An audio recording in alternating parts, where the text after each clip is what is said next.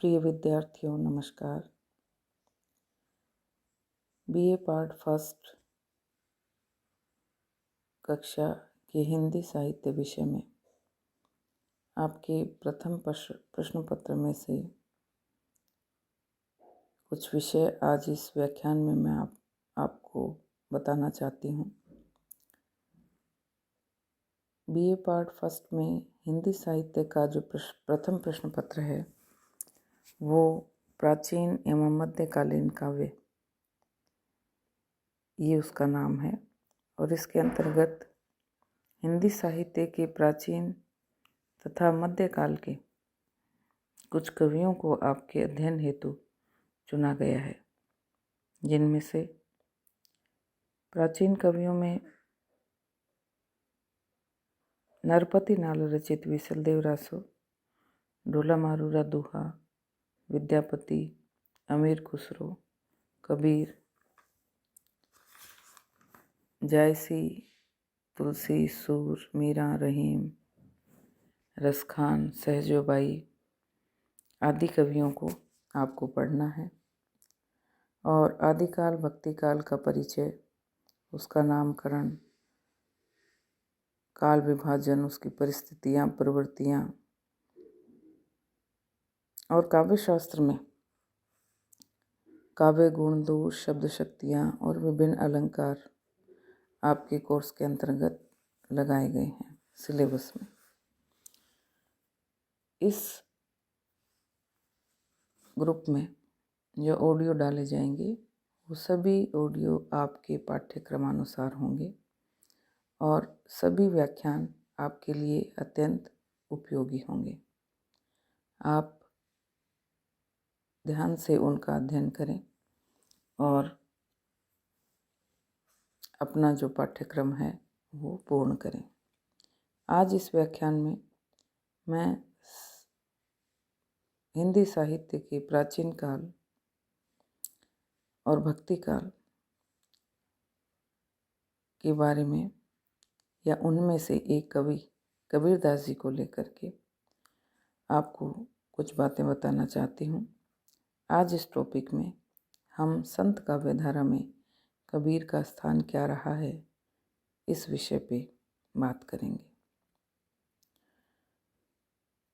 आप जानते हैं हिंदी साहित्य का इतिहास आपने छोटी कक्षाओं में भी पढ़ा है और उसके माध्यम से आप जानते हैं कि आदिकाल, भक्तिकाल, रीतिकाल और आधुनिक काल, इन 4 विषयों में संपूर्ण हिंदी साहित्य के काल को बांटा गया है। आदिकाल और भक्तिकाल प्रथम वर्ष में आपको पढ़ाया जाएगा, जिसके अंतर्गत भक्ति काल में से ज्ञान मार्गी कवि कबीर के बारे में मैं आज आपको बताऊंगी।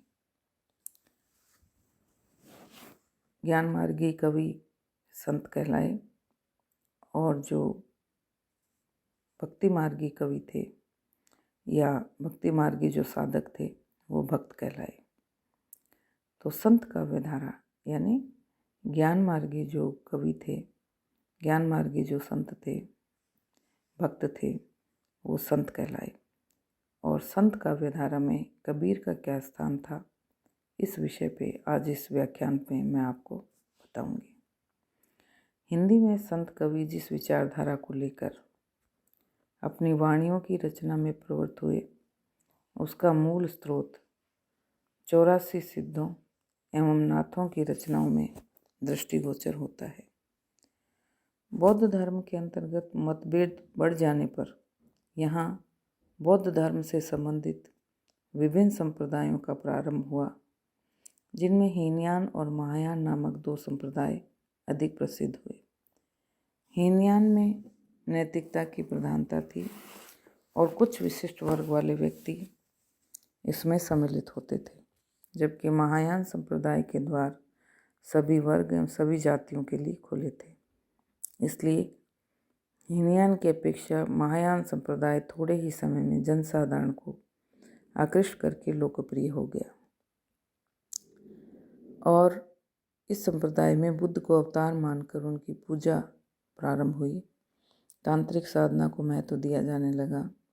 मंत्र, तंत्र, डाकनी, शाकनी आदि की सिद्धि की ओर ध्यान दिया गया। पंचमकार, भैरवी चक्र आदि की उपासना होने लगी और गुप्त साधनाओं की ओर लोगों का आकर्षण बढ़ने लगा। इनमें से ही वज्रयानी 84 सिद्ध हुए, जो अपनी चमत्कारपूर्ण सिद्धियों द्वारा जनता के श्रद्धास्पद बने और ये अधिकांश सिद्ध नीच जाति के थे। इन सिद्धों ने अपनी वाणियों द्वारा जाति पाति के भेदभाव को मिटाने का प्रयत्न किया। तत्कालीन धार्मिक आडंबरों, वेद विहित यज्ञ अनुष्ठानों आदि का विरोध किया और सभी वर्गों के व्यक्तियों को वेदाध्ययन एवं साधना उपासना करने के लिए प्रेरित किया। सिद्धों की भांति नाथ संप्रदाय के साधकों ने भी योगाभ्यास पर बल देते हुए योग की साधना को महत्व प्रदान किया तथा हठ योग, राजयोग, ध्यान योग आदि योग संबंधी साधनाओं के द्वारा मोक्ष प्राप्त करने का प्रचार किया। नाथ संप्रदायों में गुरु गोरखनाथ सबसे प्रमुख योगी हुए। उन्होंने संयम, आसन, मुद्रा, कुंडलिनी आदि आंतरिक साधना पर जोर देते हुए बाह्याचार का विरोध किया। इस प्रकार संत मत को पल्लवित करने में 84 सिद्धों एवं नवनाथों का बड़ा योगदान रहा, क्योंकि आंतरिक साधना की जिस पद्धति का प्रचार इन सिद्धों और नाथों ने किया, उसी को विकसित करने का कार्य संतों ने आगे चलकर किया। साथ ही वर्णभेद, वर्गभेद आदि को मिटाकर संपूर्ण जातियों, वर्णों, निम्न से निम्न कोटि के व्यक्तियों के लिए उपासना, साधना एवं भक्ति को सुलभ बनाने का जो कार्य इन सिद्धों एवं नाथों ने आरंभ किया था, वही कार्य संतों द्वारा आगे चलकर संपन्न हुआ। अतः सिद्धों एवं नाथों को ही संत मत की नींव डालने वाला माना जाना चाहिए। संत मत के उद्गम और विकास का जब हम अध्ययन करते हैं तो यही पता चलता है कि संतों की विचारधारा का श्री गणेश सिद्धों एवं नाथों की वाणियों से ही हो गया था। यद्यपि इस परंपरा का आरंभ नामदेव से माना जाता है। ये महाराष्ट्र के संत थे और जाति के दर्जी थे। इन्होंने पर्याप्त देशाटन करके जाति पाति का विरोध किया और सर्वव्यापी निर्गुण ब्रह्म की उपासना पर जोर दिया। इनके उपरांत त्रिलोचन, सदन, बेनी, रामानंद आदि संत आते हैं, जिनमें रामानंद का नाम अधिक प्रसिद्ध है। इसके बाद उन्होंने जाति पाति का विरोध करके सभी जातियों के लिए भक्ति के द्वार खोले। धन्ना, पीपा, सेन, रैदास, कबीर आदि निम्न जाति के व्यक्तियों को अपना शिष्य बनाकर संत काव्यधारा को प्रवाहित करने का योगदान किया।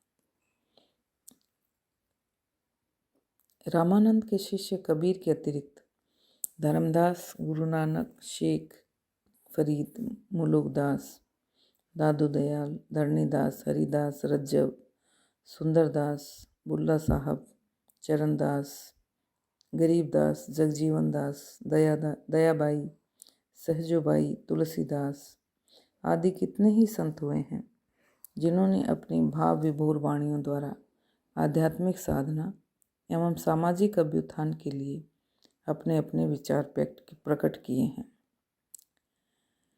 तथा बाह्य आडंबर, माया मोह, कनक कामिनी, मांसाहार आदि का विरोध करते हुए संयम, दया, क्षमा, संतोष, ईश्वर विश्वास आदि से संपन्न बनाने का आग्रह किया है। इन्होंने पारस्परिक भेदभाव को दूर करने और निराकार ब्रह्म की उपासना पर जोर देते हुए मंदिर मस्जिद के पाखंडपूर्ण आचार विचार का घोर विरोध किया। परंतु इन सभी संतों में से कबीर की वाणी अत्यधिक सशक्त एवं सक्षम जान पड़ी। कबीर ने तत्कालीन समस्त धर्म साधनाओं, उपासना पद्धतियों, साधना प्रणालियों आदि का गहन अध्ययन करके अपने विचार प्रकट किए। साथ ही वे उच्च कोटि के साधक भी रहे। इसी कारण उनकी वाणी में अनुभव, ज्ञान, कल्पना तथा साधना का मिश्रण दिखाई देता है और इसीलिए कबीर की वाणी अन्य संतों की अपेक्षा अधिक मार्मिक और प्रभाव उत्पादक जान पड़ती है। कबीर की विशेषता इस कारण भी है कि कबीर में एक ओर अद्वैतवाद का समावेश है और दूसरी ओर वे सूफी मत की प्रेम साधना से भी सराबोर दिखाई देते हैं। उनमें मुस्लिम एकेश्वरवाद की भावना विद्यमान है और दूसरी ओर सिद्धों और नाथ संप्रदाय के हठयोग की साधना सहज यानी सिद्धों की सहज भावना परिपूर्ण दिखाई देती है।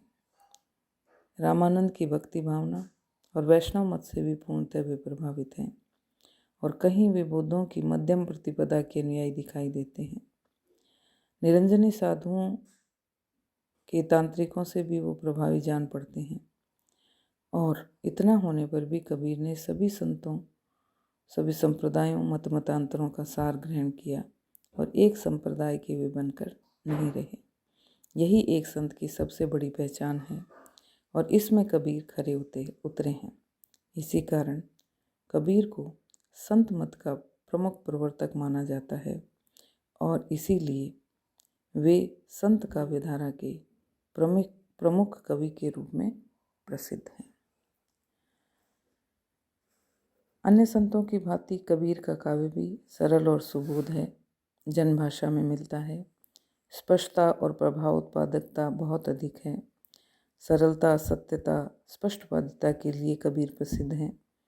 उन्होंने धार्मिक पाखंडों, सामाजिक कुरीतियों, अनाचारों, पारस्परिक विरोधों आदि को दूर करने की अपूर्व शक्ति है और समाज के अंतर्गत क्रांति उत्पन्न करने की अद्भुत क्षमता कबीर के काव्य में दिखाई देती है। कबीर का साहित्य जनजीवन को उन्नत बनाने वाला और मानवतावाद का पोषक है। विश्व बंधुत्व की भावना उसमें दिखाई देती है और उनका काव्य पारस्परिक भेदभाव को मिटाने वाला है। इसलिए कबीर अन्य संतों की अपेक्षा कहीं अधिक प्रसिद्ध हैं। वे एक महान साधक हैं, उच्च कोटि के सुधारक हैं, निर्गुण शक्ति के प्रबल प्रचारक हैं तथा हिंदी संत काव्य के प्रतिनिधि कवि हैं। इसी कारण हिंदी की संत काव्यधारा में उनका स्थान सर्वश्रेष्ठ माना जाता है। धन्यवाद।